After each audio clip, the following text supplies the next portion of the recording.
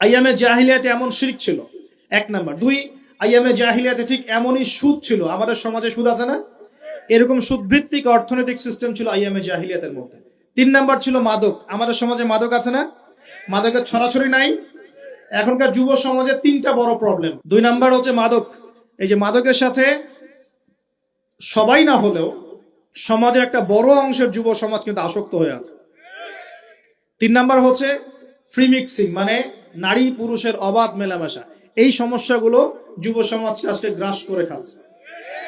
এরপরে আরো কিছু প্রবলেম আছে, যেমন বেকারত্ব, হতাশা, জীবনের উদ্দেশ্য থেকে বিচ্যুত হয়ে যাওয়া, পারিবারিক চাপ, হ্যাঁ, মিউজিক, তারপরে বন্ধুদের, খারাপ বন্ধুদের পাল্লায় পড়া, সঙ্গদোষ, কিশোর গ্যাং, এরকম কিছু প্রবলেমস আছে। তবে যুবকদের সমস্ত প্রবলেমস সলভ করার জন্য আপনারা অনেক ট্র্যাক দেখাতে পারেন। আমি আমার জায়গা থেকে মাত্র দুইটা সলিউশন দিব। কয়টা ভাই? এই দুইটার উপর আমল করেন। 40 দিন আমল করবেন। কয়দিন? প্রেসক্রিপশন করছি, মাত্র 40 দিন। যদি 40 দিন আমল করার পরে যুব সমাজ এখান থেকে বের না হতে পারে, তারপরে আমার সাথে যোগাযোগ করেন। আমার কথা বলেন যে ভাই আপনার কথা কাজ হয় নাই, এটা বলে দেখেন। লক্ষ লক্ষ যুবকের জীবন এভাবে চেঞ্জ হয়েছে, লক্ষ লক্ষ, একটা দুটো না। ইনশাল্লাহ আপনারটাও হবে। ইনশাল্লাহ লক্ষ লক্ষ যুবকের জীবন পরিবর্তন হয়েছে, এবং এমন এমন জায়গায় গিয়ে এই কথাগুলো পড়ছে, আমিও জানি না কোথায় গিয়ে কথাগুলো পড়ছে। যেমন আজকে যে এয়ারে আসছিলাম, বাংলাদেশের একটা বড় কোম্পানির একজন এমডি আমারই হয়তো পাশে বসেছিল, আমি চিনতে পারি নাই, সে আমাকে চিনেছে। নামার সময় আমাকে বলছে যে আপনি আমার কার্ডটা রাখেন, কোনো একদিন হয়তো আমি আপনার কাজে আসতে পারি। তা আমি তার কার্ডটা রেখে দিয়েছি। তিনি বলছেন যে আপনার লেকচার শুনে আমি তিনটা কাজ করেছি। এক, হজ ফরজ হয়েছিল আমার উপরে, হজ করেছি। দুই, আমি বড় একটা সুদী কোম্পানির মধ্যে ছিলাম, আমি সুদের সমস্ত সম্পদ দান করে দিয়েছি। সুদ তো ছেড়ে দিয়েছি, সুদের সমস্ত সম্পদও দান করে দিয়েছি। আর তিন নাম্বার, নামাজে গাফেল ছিলাম, নামাজ ধরেছি। তো আমি কিন্তু তাকে চিনিও না, এবং তিনি কত বড় কোন কোম্পানির এমডি তাও জানি না। এরকম নিঃসন্দেহে এই কথাগুলো লক্ষ লক্ষ কোটি কোটি মানুষের কলিজার মধ্যে আসার করবে ইনশাআল্লাহ তাআলা। আমি জাস্ট দুইটা সলিউশন বলবো, অনেক বেশি কথা বলবো না। প্রিয় যুবক ভাই, আপনার সলিউশন এই বেকারত্ব, মাদক, মেয়ের প্রতি আসক্তি, হ্যাঁ, হতাশা, চাকরি না পাওয়া, এই যে ব্যাপারগুলো, পারিবারিক চাপ, হ্যাঁ, তারপরে আপনি মাঝে মাঝে হয়তো একটু এগ্রেসিভলি একটু গুন্ডাগার্দি করছেন, নাউজুবিল্লাহ, এই যে প্রবলেমসগুলা, এগুলো সলভ আপনাকে দুটো জিনিস করবে। এক, আপনি জাস্ট 5টা ওয়াক্ত নামাজ জামাতে পড়ার চেষ্টা করবেন। একটা 5 ওয়াক্ত মানে 5 ওয়াক্তই, মানে আপনাকে ফজরে উঠতে হবে, এশার নামাজও পড়তে হবে। ফজরে উঠতে হলে যদি আপনাকে সারা রাত জেগে থাকতে হয় তাহলে জেগে থাকবেন, যদি আর্লি ঘুমাতে হয় তাহলে আর্লি ঘুমাবেন। দুইটা সলিউশন। মানে এখন তো অনেকেই রাত চলে যায় 3টা, 3:30, 4টা পর্যন্ত জেগে থাকে, কারণ এখন তো দিন রাত হয়ে গেছে, রাত দিন হয়ে গেছে, তাই না? এটা ক্ষেত্র বিশেষে জায়েজ হতে পারে, কিন্তু সবসময় এটা করা যাবে না। যেমন রমজান মাস, দেখা যায় রাতের বেলা অনেকেই ইবাদত করে না, একবারে ফজরের নামাজ পড়ে হয়তো জিকির আজকার তেলাওয়াত করে মানুষ ঘুমায়, এটা আলাদা বিষয়, কিন্তু সারা সারা জীবন তো এই কাজটা করা যাবে না। যাবে তো আর্লি ঘুমানোর চেষ্টা করা ভালো। যদি না পারেন, যদি আপনার রাত জাগতেই হয়, তাহলে ফজরের নামাজটা পড়ে অ্যাটলিস্ট ঘুমাবেন। ঠিক আছে? 1 নাম্বার, 5 ওয়াক্ত নামাজ জামাতে। যদি জামাত না পান, বাসায়। যদি জামাত না পান, তাহলে পরবর্তীতে কাউকে নিয়ে জামাত করে নিবেন।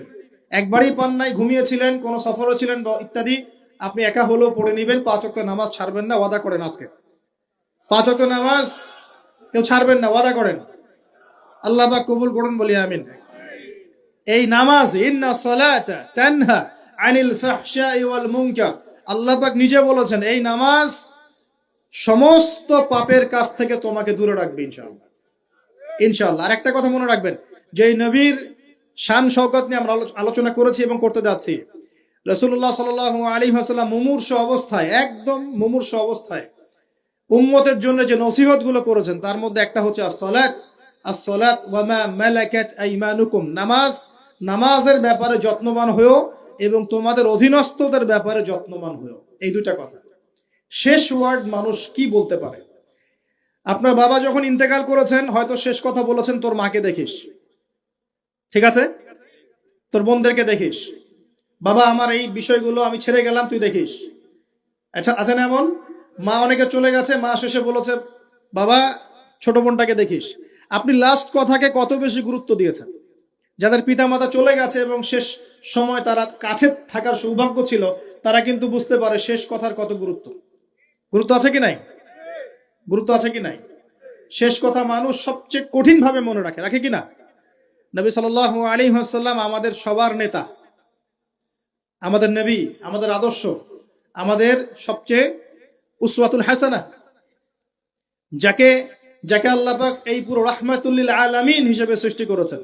উম্মতের সমস্ত কবিরা গুনাহগার মানুষের জন্য সুপারিশ করে আল্লাহর হুকুমে তাদেরকে জান্নাতে নিয়ে যাবেন ইনশাআল্লাহ। সবাই যখন নিজেকে নিয়ে ব্যস্ত থাকবে, তিনি তখন উম্মতকে নিয়ে ব্যস্ত থাকবেন ইনশাআল্লাহ। একটা হাদিসে তিনি উম্মতকে ভাইও বলে সম্বোধন করেছেন। কাশ আমি যদি আমার ভাইদেরকে দেখতে পেতাম, হাদিসটা সহিহ, কাশ আমি যদি আমার ভাইদেরকে দেখতে পেতাম। সাহাবীরা বলছেন, আমরা কি আপনার ভাই নই? নবীজি বলছেন, না, তোমরা না, তোমরা আমার সাহাবী। আমার ভাই তারা যারা আমার পরে আসবে, তোমাদের পরে আসবে, আমাকে না দেখেই ঈমান নিয়ে আসবে ইনশাআল্লাহ। এখানে কি আপন ভাই বোঝানো হচ্ছে? সেটা বোঝানো হচ্ছে না। এখানে বোঝানো হচ্ছে কাছের, আমার আত্মার সাথে সম্পর্ক ওদের। আমাকে না দেখেই তারা আমার প্রতি বিশ্বাস করবে ইনশাআল্লাহ। করবে কিনা? আমরা কি দেখেছি নবীকে? এই মহান ব্যক্তিত্ব জীবনের শেষের দিকে আমাদেরকে নসিহত করেছেন, আসসালাত আসসালাত, নামাজ ধরে রাখো, নামাজ ধরে রাখো। বসেন। ওয়ামা মালাকাত আইমানুকুম, এবং তোমাদের অধীনস্থদের ব্যাপারে সতর্ক থাকো। অধীনস্থ মানে কি? অধীনস্থ মানে কি বলেন দেখি? আপনার স্ত্রী আপনার অধীনে থাকে? সন্তান সন্ততি অধীনে থাকে? থাকে না? থাকে। কোন কোন ক্ষেত্রে পিতা মাতাও কি আমাদের অধীনে থাকে না? মানে আমরা আর্ন করতে পারি, পিতা মাতা আর্ন করতে পারেন, উপার্জন করতে পারে না। পিতা মাতাকে চালানো লাগে না আপনাদেরকে অনেক সময়, হয় কি না? অধীনস্থ মানে আপনার আন্ডারে যে মানুষরা আছে, এই মানুষদের ব্যাপারে, তাদের হকের ব্যাপারে সতর্ক থাকবে। কে বলেছেন এটা? আচ্ছা, এখান থেকে নামাজের গুরুত্ব বুঝতে পারলাম কি? যুব সমাজের সলিউশন 1 নাম্বার, 5 ওয়াক্ত নামাজ জামাতে পড়ার চেষ্টা করবেন। আল্লাহ পাক তৌফিক এনায়েত করুন, বলি আমিন। 2 নাম্বারটা হচ্ছে, আমার সামনে একটা কিতাব আছে, কিতাবটার নাম কি? সবাই পড়তে জানি ইনশাআল্লাহ? কারা কারা পড়তে জানেন না অনেস্টলি হাত তোলেন দেখি। জানেন না? আপনারাই জানেন না? আচ্ছা, ঠিক আছে, বসেন, শরমের কিছু নাই। যারা জানেন না, ওয়াদা করেন যে আগামী রমজান মাসে, এই রমজান মাসের মধ্যেই কোরআন তেলাওয়াত করা শিখবো ইনশাআল্লাহ। বাঙালি একটা আবেগী জাতি। ওই যে বলি, ইস্যু পাগল, মাঝে মাঝে ট্রল করে আর মাঝে মাঝে আবেগে ভাসে। আমাকে বলেন দেখি, আল কোরআনের আলো ঘরে ঘরে জ্বালো, এই স্লোগান তুললেই বাংলার জমিনে একদম ইসলাম কায়েম হয়ে যাবে? কখন ইসলাম কায়েম হবে? যখন আল কোরআনের আলো ঘরে ঘরে জ্বলবে। কখন? যখন প্রত্যেকটা ঘরে ঘরে একটা করে কোরআনওয়ালা মানুষ থাকবে। প্রত্যেক ঘরে ঘরে কি একটা করে হাফেজ আছে? তৈরি করার চ্যালেঞ্জ গ্রহণ করতে হবে। বাংলার প্রতি ঘরে ঘরে একটা করে হাফেজ তৈরি হবে ইনশাআল্লাহ। এটা করলে কি আপনাকে সরকার বাধা দিবে? আপনার নিয়াত করে যদি আপনি সন্তানকে হাফেজ বানান, কেউ বাধা দিবে? কেউ চাপ দিবে? আমরা তো চতুর মুসলিম। কেমন চতুর মুসলিম? আমরা আমাদের সন্তানদের মধ্যে যারা বেশি ট্যালেন্টেড, ওদেরকে দিব আগে জেনারেল লাইনে, আর যার একটু মাথা কম তাকে আমরা পাঠায় দিই মাদ্রাসায়, পাঠায় দিয়ে যে আবাসিকে রেখে দিই, থাকতো এখানে, ওকে এখানে পিটাই সোজা করবে। আপনাদের কি মনে হয় যে কোরআন সুন্নাহর জ্ঞানটা অর্জন করার জন্য মাথায় ঘেলুর দরকার নাই? এমনটা মনে হয়? কোরআন এবং সুন্নাহর জ্ঞান অর্জন করতে সবচেয়ে বেশি প্রজ্ঞা লাগে, সবচেয়ে বেশি মাথা কাটাতে হয়। সবচেয়ে ট্যালেন্টেড ছেলেটাকে দেয়া লাগতো কোরআন। আমরা উল্টা চলি। এই কারণে দেখা যায় যে কোরআন সুন্নাহ হাতে নিয়েও আমরা এখন ওয়ার্ল্ড অ্যাফেয়ার্সকে ডিল করতে পারছি না, আমরা ওয়ার্ল্ডকে চ্যালেঞ্জ করতে পারছি না। কেন? আল্লাহ রাব্বুল আলামিন আমাদের সবাইকে কোরআন শেখার তৌফিক দান করুন।